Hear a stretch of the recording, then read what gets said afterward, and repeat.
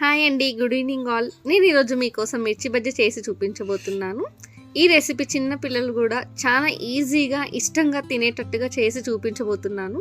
నేను ఈ మిర్చిలను ముందుగా వాటర్లో వేసి వేడి చేస్తున్నాను, ఎందుకంటే దాంట్లో ఉన్న స్పైసీనెస్ తగ్గి చిన్న పిల్లలు కూడా ఇష్టంగా తినాలి అని. మా ఇంట్లో పిల్లలకి మిర్చి అంటే ఇష్టం, కానీ అది స్పైసీ ఉండడం వల్ల వాళ్ళు తినడానికి అంతగా ఇష్టం చూపించరు. అందుకని ఇలా వాటర్లో వేసి ఉడకబెట్టడం వల్ల దానిలో ఉన్న కారం తగ్గుతుంది. ఫస్ట్గా శనగపిండి 2 కప్పులు, బియ్యం పిండి 2 స్పూనులు, తగినంత కారం, తగినంత ఉప్పు, బేకింగ్ సోడా మరియు ఓమా వేసి మనము బ్యాటర్ని ప్రిపేర్ చేసుకోవాలి మిర్చికి పట్టేటట్టుగా. మిర్చీలని ముందుగా వేడి చేసాం కదా, ఆ వేడి చేసిన మిర్చీలని కాటు పెట్టి మనం ఉడికించినా కూడా మళ్ళీ దాంట్లో ఉన్న ఆ చిల్లీ ఫ్లేక్స్ అన్ని తీసేయాలి, ఎందుకంటే మళ్ళీ కారం ఉండకుండా. ఈ రెసిపీ బయట వర్షం పడినప్పుడు, వెదర్ కూల్గా ఉన్నప్పుడు తింటే సూపర్గా ఉంటుందండి.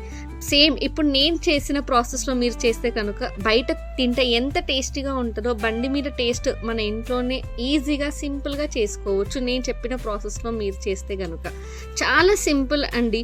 మనము ఈజీగా చేసుకునే ప్రొసీజర్ అంటే ఈ ప్రొసీజర్ అని మనం చెప్పొచ్చు. చిన్న పిల్లలు కూడా చాలా సులువుగా తినేటట్టుగా చూపిస్తున్నాను. పొయ్యి ఆన్ చేసి బాండి పెట్టి దాంట్లో డీప్ ఫ్రైకి సరిపడా ఆయిల్ పోసి హీట్ చేసుకోవాలి.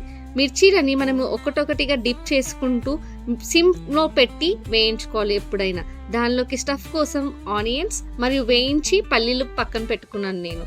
సో ఇప్పుడు ఒక్కొక్కటిగా మిర్చిని అందులో ఉన్న గింజలను కూడా తీసేయాలండి.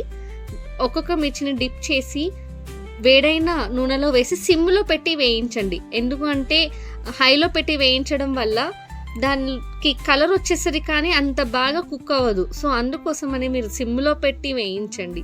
మంచి గోల్డెన్ బ్రౌన్ కలర్లోకి వచ్చిన తర్వాత ఒక ప్లేట్లోకి తీసుకొని సర్వ్ చేసుకోండి.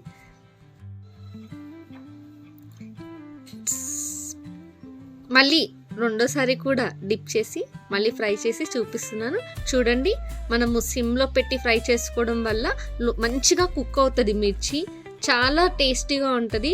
మంచి బయట చల్లగా ఉన్నప్పుడు ఇలా వేడివేడిగా చేసుకొని ఇంట్లోనే చేసుకొని హెల్తీగా తింటే హెల్త్కి హెల్త్ అండ్ టేస్ట్కి టేస్ట్ కూడా ఉంటుంది.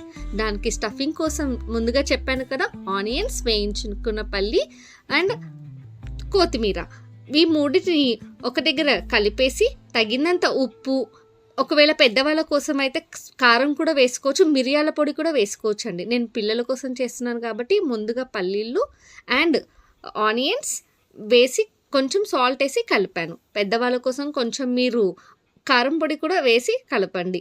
అండ్ ఇలా కలిపి మధ్యలోకి కాటు పెట్టి ఈ స్టఫ్ ఏదైతే ఉందో దాంట్లో డిప్ చేసి అంటే సర్వ్ చేసుకోవడమే. మనము తినేటప్పుడు నిమ్మకాయ పిండుకొని, నేను అందులో పిండలేదు ఎందుకంటే అవి ఆ టేస్ట్ చేంజ్ అవుతుంది. అదే మనం ఫ్రెష్గా పిండుకొని తింటే ఆ టేస్ట్ ఇంకా బాగుంటుంది, హైలైట్ అవుతుంది అనమాట. అందుకోసమని నిమ్మకాయ ముందే వేయలేదు. మీరు తినేటప్పుడు వేసుకోండి, చాలా టేస్టీగా ఉంటుంది. మా పిల్లలైతే ఎప్పుడెప్పుడు మిర్చి బజ్జీ తిందామా అని ఎదురు చూస్తున్నారండి. చూడండి ఎంత హ్యాపీగా ఫీల్ అవుతుందో మా పాప. సో మీరు ఇలా కనుక మీ పిల్లలకి చేసి పెడితే చిన్న పిల్లలు కూడా చాలా ఇష్టంగా తినేస్తారు. ఓకే అండి, ఇదండి మరి ఈరోజు వీడియో. మరిన్ని వీడియోల కోసం మా ఛానల్ని సబ్స్క్రైబ్ చేసుకోండి, ఒక లైక్ చేయండి. Thank you so much.